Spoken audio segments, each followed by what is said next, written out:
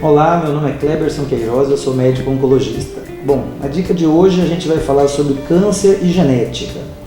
Uma pergunta muito comum dos pacientes que chegam ao consultório, quando eles têm um diagnóstico ou algum familiar tem um diagnóstico de câncer, é se o câncer é uma doença genética, se é uma doença que tem um risco aumentado na sua família.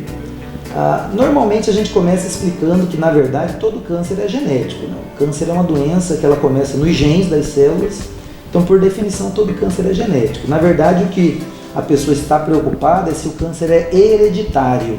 O que é uma doença hereditária? É uma doença que ela é transmitida de pais para filhos ou que o risco é transmitido de pais para filhos. Então, existe realmente um grupo de pacientes com câncer que tem famílias onde os casos de câncer se repetem com frequência. Nesses casos, onde eu tenho muitos casos de câncer na família, existe a suspeita de que aquele pode ser um caso de um câncer hereditário.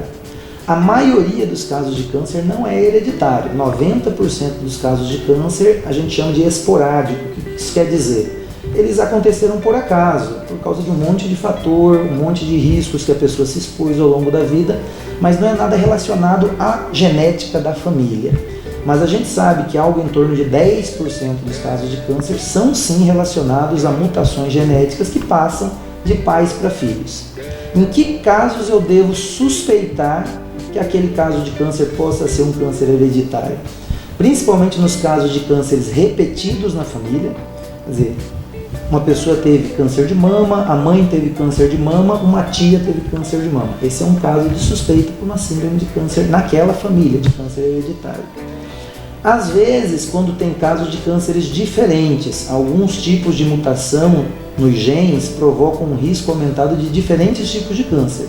Então, às vezes, um familiar pode ter tido um câncer de intestino, um outro familiar ter tido câncer de útero e esse familiar atual tem um câncer de mama. Mesmo sendo cânceres diferentes, dependendo dos tipos de câncer, pode haver uma suspeita também de ser um câncer hereditário.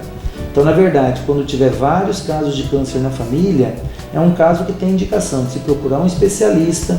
Normalmente o médico que faz essa avaliação ou é um oncologista ou é um geneticista, desde que eles sejam especialistas nessa área do câncer hereditário, eles podem fazer essa avaliação e ver se tem necessidade de fazer algum exame, porque existem exames que avaliam se aquela família tem ou não tem câncer hereditário. Mas eu reforço, a maioria dos casos de câncer não é hereditário, não é causado por nada que passa de pais para filhos, então, a princípio, essa não deve ser uma preocupação dos pacientes com câncer. Essa é a dica de hoje.